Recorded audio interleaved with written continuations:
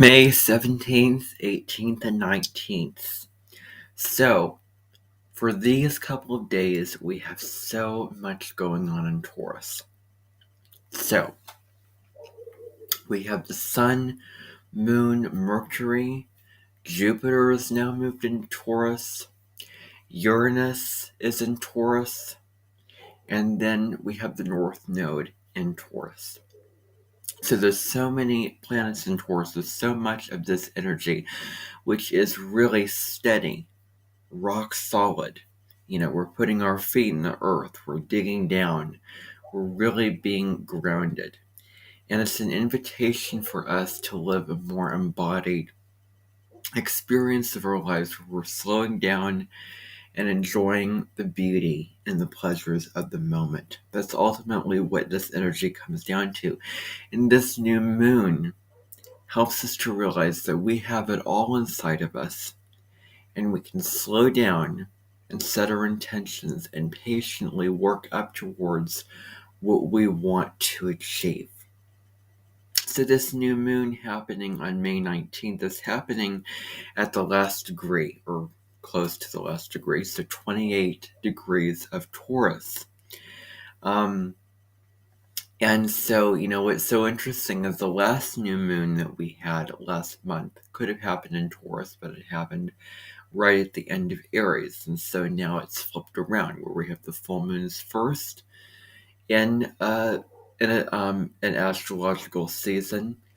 And then we have the new moons that come after that. So we're releasing, we are letting things go. Things are coming to a head sooner. And then we can begin later on in the cycle, which I think is really interesting.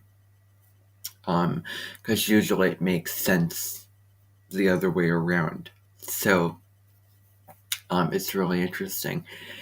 I know for me personally, it is going to be, May 19th is when this new moon is going to be happening. It is going to be the first anniversary of my computer. So I got my computer that I use, because, not this location, but when I'm sitting up and I do my astrology videos every week. When I did my Jupiter and Taurus video, when I did my video on the fixed grand cross, I was using my computer, my new computer. And I got it last year. And unfortunately, my relationship with it has not been ideal because I've been sort of battling through feelings of insecurity, feelings of discomfort and guilt from certain, things I've done to it because I've sort of gotten, high strung about using it. And I've gotten very anxious about, keeping it new, keeping it clean, all those kinds of things like that. At the time that I got it last year, Mercury was retrograde in Gemini.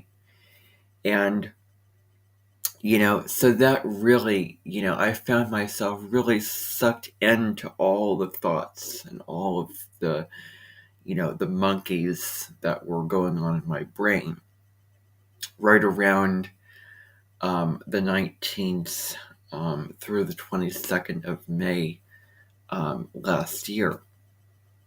And so now I can probably set a new intention around that I can start over with the computer, that I can view it in a different way, that I can use it more freely without having to feel so guilty about using it. So, that's what this new moon means to me, or that's one of the, meanings that it has for me.